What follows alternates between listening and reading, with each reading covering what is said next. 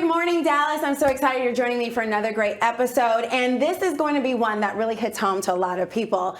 It's about burnout. It's about managing stress and how that impacts your health and your wealth. I have the leading expert on that with me. I have Panda here, who's not only a CFO, but also a business analyst and accountant to, talk about how we can manage all of those things. So burnout is a real condition. It's so real that it almost cost me my life. So obviously I'm very passionate about helping other people with this, but there's so many layers to it. So I'm really excited to be here to share about that today. All right, awesome. Let's talk about your life as CFO before something different happened in your life. So talk about kind of like the stress and what it was like for you. Sure. I started in finance.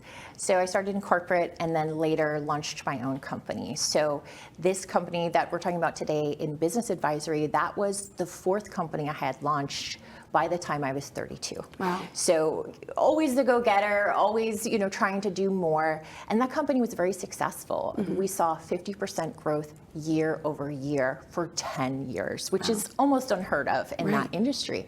And so the success was there, the client list was growing, it was all the elements that we as entrepreneurs aspire to. But the piece that was missing was that while I was managing companies' money and they were seeing the growth, I wasn't managing myself well. Right. And that's where everything really came to a screeching halt when I got this bizarre diagnosis that forced me to sell this successful company. I had to sell a majority of the company and really focus 100% of my time on my own health recovery. Right. So while your wealth was prosperous, your health was declining, talking about that hit that you basically suffered through to get through this.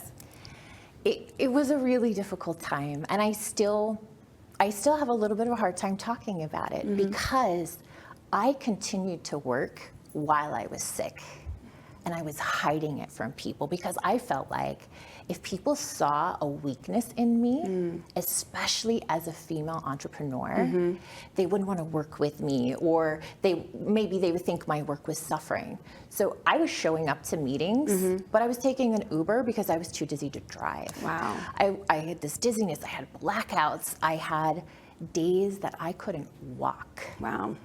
And it escalated to the point where what really forced me to sell the company was when I started to have slurred speech. I teach seminars. I can't have slurred speech and teach a seminar. Yeah. And I started forgetting really common words. Like I might say, oh, I think I left my cell phone in the, and I couldn't remember the word for car. Yeah. My emails started looking jumbled. They didn't make sense. And so when the cognitive things started to happen, that's when I said, I've got to do something about this. So for someone who had built a company off from what was in my head, that was a really scary time for me. Absolutely. And I know that you are still fighting this even today, but now you're also helping others, and this is very important for every industry because we're all risking our life-work balance for a company or for a business. So what's your best advice for people? I think for me, the very first step was to recognize it's okay to not be okay. That for me and you know what, there were signs along the way, like huge red flags. Like if you wake up in the morning and you can't walk, that something should tell you, hey, maybe I don't need to continue working, right? Like maybe I don't need to go to work today. Yeah. But there are things that tell us along the way, but the way that we view ourselves, so for me, my identity was wrapped up in this company, but it can be our identity as a mom, it can be our identity as a caregiver, it can be so much of our identity is in something where we're giving so much.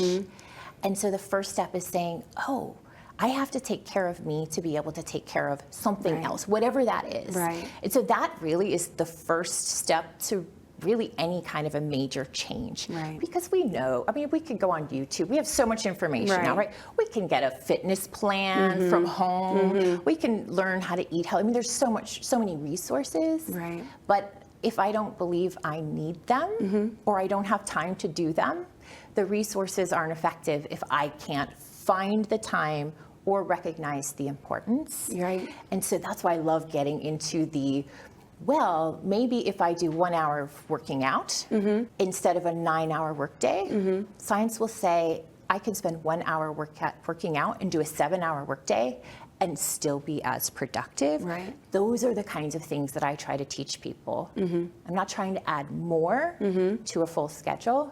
I'm trying to find ways to maximize the schedule so we can fit in these ways of taking care of ourselves. Exactly. And I think, as a woman, we have even pressures that we don't consider that weigh on us, and kind of take us out of, our game a little bit. Is that something you talk about in your seminars? And how do you manage that? So interestingly enough, I get asked to speak to women a lot about my health journey and about self-care, but I think the message is for everyone. Yeah. I think women, we often are overcoming some kind of imposter syndrome, where when we get that seat at the table, we just then start looking for a bigger table. Yeah.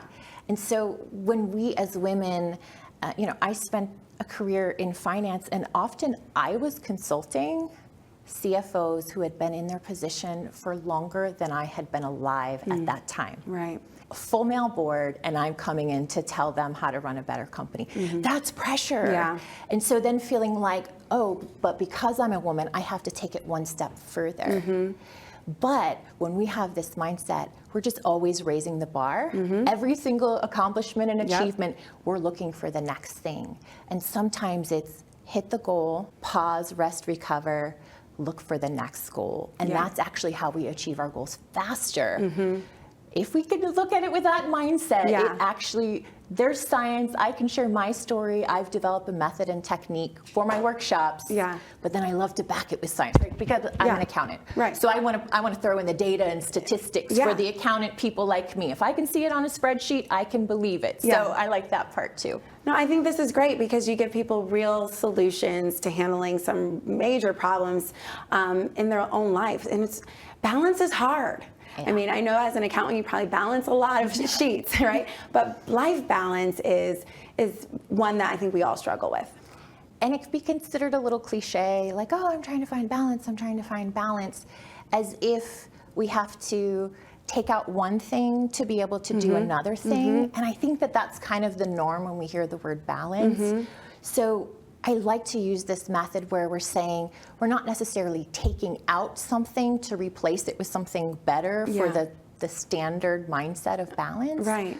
But rather we're adding to so that we can free up time. Right? So we're adding productivity, we're adding things in there to free up time for the things that we really want in life that we felt like are just impossible because there's just not enough hours in the day. So those are the people I want to work with. The people who say, there's just not enough hours in the day. Right.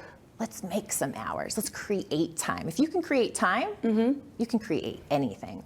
So how do people find you? The best way to connect with me is on LinkedIn. Okay. I love when people send me a message and say, I saw you on, and let me know, where you saw me, what the message was that really spoke to you, and then let's talk about how I can help.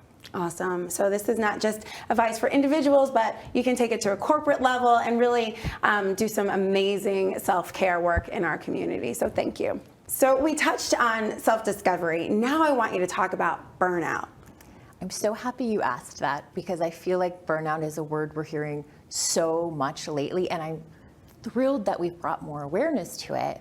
But I also think there's a little bit of a stigma attached to it. So when we start to experience burnout as we know it, so many people like me will hide the symptoms for fear of appearing weak, especially in the workplace. And so one of my dear friends who's a doctor, kind of in conversation, gave me this brilliant line. She said, burnout is just when your body isn't able to keep up with all the greatness in your mind. And I thought, now that's a definition I can get behind, right? Because it's not saying I have a weakness.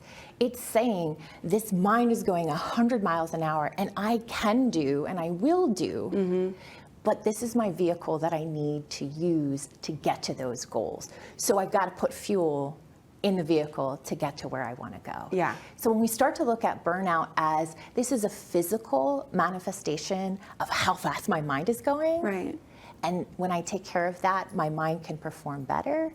I think that that's what we really need to look at as how we define burnout. All right, Panda, so who should be calling you? Is it okay if I just tell them, if you are showing up to work sick or overwhelmed, we need to have a conversation. Let's talk.